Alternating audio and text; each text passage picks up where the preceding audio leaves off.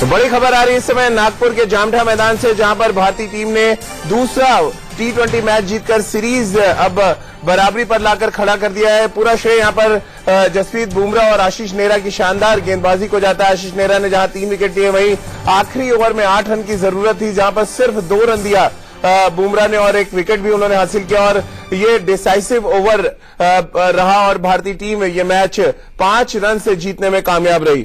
बड़ी जीत इस लिहाज से कि एक बहुत छोटा स्कोर भारतीय टीम ने खड़ा किया था और ऐसा लग रहा था एक समय कि इंग्लैंड बहुत आसानी से लक्ष्य हासिल कर लेगा, लेकिन इसके ठीक विपरीत पहले स्पिनर्स ने इस मैच में अच्छी गेंदबाजी की, चहल, अमित मिश्रा और सुरेश रैना ने, और अंतिम के ओवर्स में आशीष नेहरा का एक्सपीरियंस और बुमराह जिस अंदाज में अपने स्लॉग ओवर्स में गेंदबाजी करने के स्पेशलिस्ट बनते जा रहे हैं, उन्होंने एक बार फिर प्रूव किया कि इंडियन क्रिकेट में मौजूदा समय में उनसे बेहतर स्लॉग ओवर में गेंदबाजी कोई नहीं कर सकता।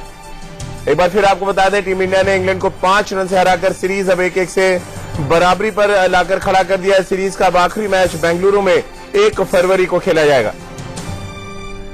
तो शानदार जीत और एक समय हार के चक्रव्यूह में जकड़े हुए थे विराट कोहली, लेकिन चक्रव्यूह को तोड़ते हुए उनके गेंदबाजों ने ये जीत दिलाई। हालांकि अभी भी कई कंसर्न है गेंदबाजों के नो बॉल को फेंकने को लेकर या बल्लेबाजों के खराब फॉर्म को लेकर, लेकिन अंत में जीत और इस जीत की बहुत ज्यादा जरूरत थी विराट कोहली एंड कंपनी को।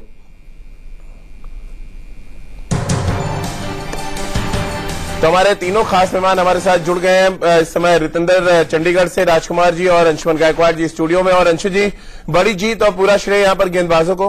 बिल्कुल राजीव, मैंने ऐसा लगा था कि हम सारे बात कर रहे थे 160, 170, 180 रन चाहिए, क्योंकि जिस तरह की इंग्लैंड टीम की बल्लेबाज है, जिस तरह की उनकी बैटिंग स्ट्रेंथ है, तो वो हिसाब से इतने रन चाहिए थे। मगर मान जाता हूं कि जिस तरह गेंदबाजी की भारतीय बल्लेबाज ने, खास तौर पे आशीष नेहरा, जो ऐसे लग रहे थे जो विकेट निकाल के दी, जहां भारतीय टीम को ऐसा लगा कि हम जीत सकते हैं, और फिर बाद में बुमराह ने जिस तरह से गेंद की, मेरे ख्याल से श्रेय पूरा श्रेय बॉलिंग गेंदबाज को जाता है। बिल्कुल, और राजकुमार जी, अच्छी बात यह कि आशीष नेहरा सिर्फ और सिर्फ गेंदबाजी के लिए है, बल्लेबाजी वो कर नहीं सकते, फील्डिंग उनसे होती नहीं। अच्छी बात यह थी कि गेंदबाजी में उन्होंने पूरा अपना काम किया, 4 ओवर डाले और 3 बहुत कीमती विकेट भी निकाले उन्होंने। बहुत ही शानदार गेंदबाजी की और दिखाया उन्होंने कि एक्सपीरियंस क्या होता है राजीव, जिसके लिए वो उन्होंने इतनी मेहनत की है। इस एज में भी सेलेक्टर्स ने उनको टीम में रखा हुआ है। एक फास्ट बॉलर का 36-37 ईयर्स में रहना T20 के लिए बहुत बड़ी बात होती है,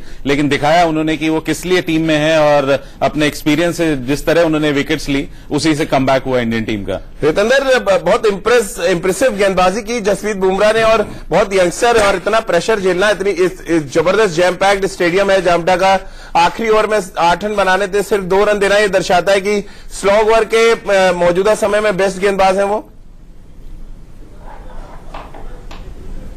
जी राजीव, बिल्कुल, क्योंकि बहुत ज्यादा प्रेशर था और बुमराह ने बार बार प्रूव किया है कि वो इंटरनेशनल क्रिकेट और प्रेशर के लिए तैयार हैं। जिस तरह उन्होंने बॉलिंग की, I think it was exemplary, और ये दिखाता है कि वो कितना ज्यादा मेंटली स्ट्रांग लड़का है। और मुझे लगता है जो बाहर के डेथ बॉलिंग की हम बात करते हैं, वहां पे प्रेडिकामेंट्स हैं, प्रॉब्लम्स हैं, लेकिन बुमराह जब तक है, I think we are in safe hands. लेकिन रितेंद्र, ऐसा लग रहा है कि इस मैच को बनाने का काम सुरेश रैना और अमित मिश्रा खासतौर से, इन दोनों के स्पेल ने किया।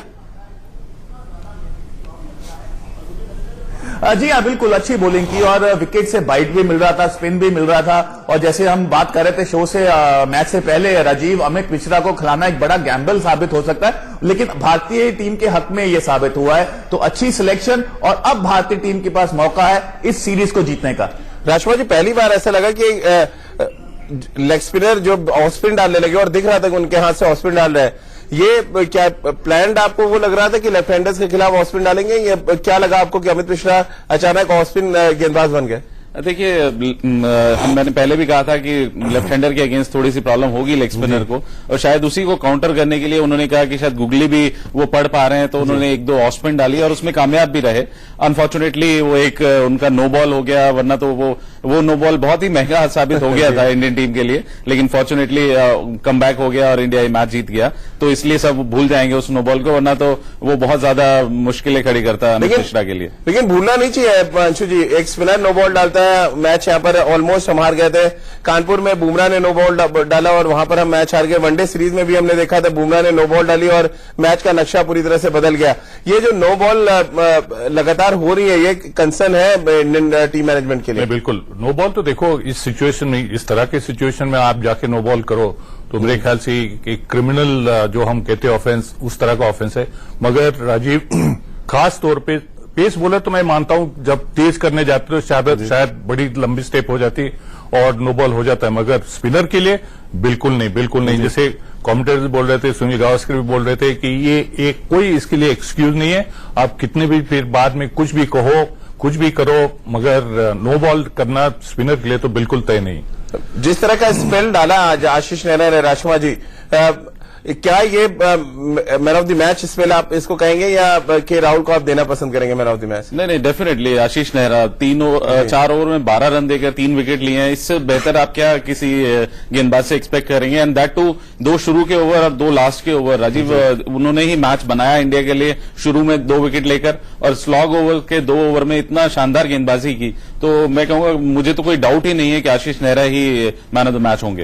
अंशु जी, फील्डिंग भी एक बड़ा कंसर्न रहा इस मैच में, क्योंकि अगर आज के मैच से ठीक पहले हम सचिन तेंदुलकर का बयान पढ़े, उन्होंने कहा कि मौजूदा इंडियन टीम वर्ल्ड की बेस्ट फील्डिंग साइड है और आज ही कुछ ऐसे लैप्सेस हुए जिसकी वजह से मैच हम हार भी सकते थे। देखो, लैप्सेस तो होते रहते, कैचेस छूटते, मिसफील्ड होती है, मगर आपका जो एटीट्यूड है राजीव, वो एटीट्यूड बहुत इंपॉर्टेंट होता है। आप शॉर्ट थर्ड मैन पे हो कि 30 यार्ड सर्कल में हो, आप वहां पे इसी वजह से हो कि जहां आप सिंगल ना दे, एक रन ना दे, मगर आपके हाथ में मार के आप जो बल्लेबाज भाग जाते तो मेरे ख्याल से कुछ तो सही नहीं है। भारतीय टीम को ज्यादा ध्यान देना पड़ेगा, क्योंकि देखो बड़े ग्राउंड पे हमने जो कहा कि नागपुर का बड़ा ग्राउंड है, अब ये बड़े ग्राउंड पे एक इंपॉर्टेंट चीज होती है कि आप फील्डिंग कैसे करते हो। जो अच्छी फील्डिंग करते उनको जीतने का ज्यादा चांसेस रहते, जो रनिंग बिटवीन अच्छे करते उनको जीतने का चांसेस ज्यादा रहते। तो ये जो है आज तो मैं समझता हूं कि थोड़े लकी रहे, गेंद अच्छी की और भारतीय टीम जीत गई, मगर नहीं तो 145 रन इस तरह की फील्डिंग आप सोचो तो मेरे ख्याल से डिफिकल्ट होता है। बिल्कुल, पूरा श्रेय यहाँ पर जसप्रीत बुमराह और आशीष नेहरा की शानदार गेंदबाजी को जाता है। आपको दिखाते हैं आखिरी ओवर में 8 रन बनाने थे, सिर्फ 2 रन दिए बुमराह ने और ये मैच भारतीय टीम का नाम हुआ। तस्वीरें जो जीत के जश्न की तस्वीरें हैं उस पर एक नजर डालते हैं। Last over, just 2 runs, 2 wickets, a dot ball to finish, and India won by 5 runs. What a performance! Man of the moment for me. Rahul got a splendid 71. It's Jasprit Bumrah who's literally won this game for India. 4 overs, 14 dot balls, and 2 wickets. 2 wickets in the last over when it really mattered. A real match winner. And he hasn't had the best of times with the ball, Bumrah, but when it mattered. Misses it. बड़े मैदान की अगर हम बात करें, बड़े मैदान पर बड़ा जुआ खेला गया। 2 लेग स्पिनर्स के साथ भारतीय टीम उतरी, जुआ कामयाब साबित हुआ और उससे भी ज्यादा बेहतरीन यहां पर गेंदबाजी की अगर हम चर्चा लगातार करें, बुमराह ने जिस तरह का स्पेल डाला, रश्मा जी दिखाता है कितने बड़े दिल वाले वो गेंदबाज भी है कि 8 ओवर 8 रन चाहिए आखिरी ओवर में, और जिस तरह की शुरुआत उन्होंने की जो रोड को आउट करके शायद मैच का टर्निंग पॉइंट था, वो बिल्कुल टर्निंग पॉइंट था। और 8 रन लास्ट ओवर में चाहिए तो T20 क्रिकेट में राजीव हमेशा माना जाता है कि इंग्लैंड की जैसी बैटिंग लाइनअप है तो कि बहुत आसानी से बन जाएंगे। हम लोग भी सोच रहे थे कि शायद ये रन बन जाएंगे अगर बहुत ही शानदार गेंदबाजी नहीं हुई, लेकिन जिस तरह का कंट्रोल बुमराह ने दिखाया और जितनी पेशेंस और जितनी उन्होंने समझ दिखाई कि स्लॉग में मुझे क्या डालना है, बटलर जैसा बल्लेबाज सामने हो, तो मैं कहूंगा बेहतरीन गेंदबाजी बुमराह की। मेरे ख्याल से देखो राजकुमार जी, जो आप कह रहे हैं ना, ये बुमराह का एक चीज ऐसी है कि हम कहते हैं ज्यादा नॉलेज हो तो भी प्रॉब्लम है, कम नॉलेज हो तो भी प्रॉब्लम है। बुमराह को शायद इतना ही जितना चाहिए उतना ही सही नॉलेज है, उसकी वजह से ये कर रहे हैं, उनको प्रेशर नहीं मालूम पड़ता।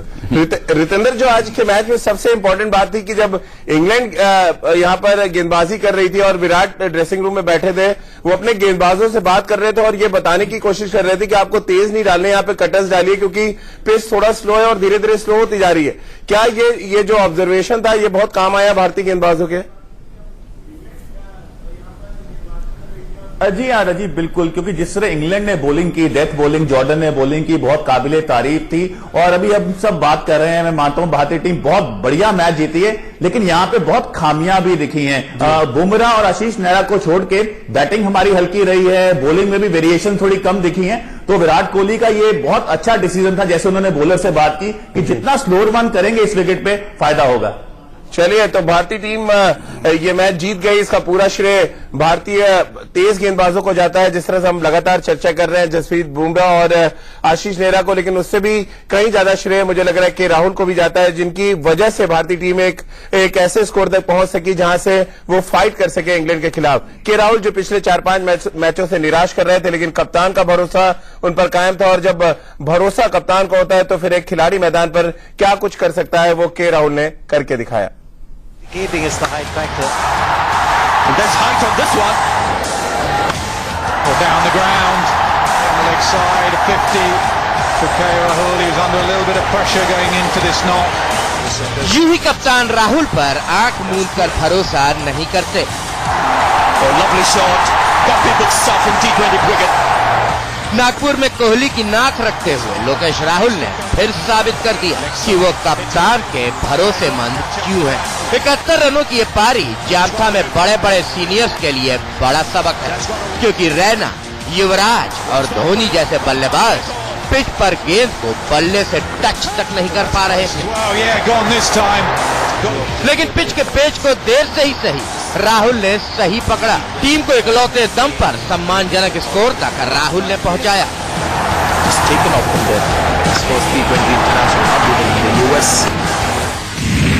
राहुल ने 47 गेंदों पर 6 चौके और 2 छक्के के साथ 71 रन बनाए और स्ट्राइक रेट रहा 151.6 का।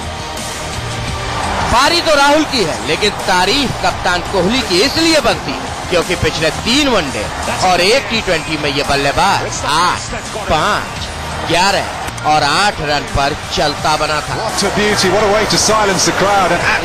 फिर भी कोहली ने लोकेश पर भरोसा नहीं खोया।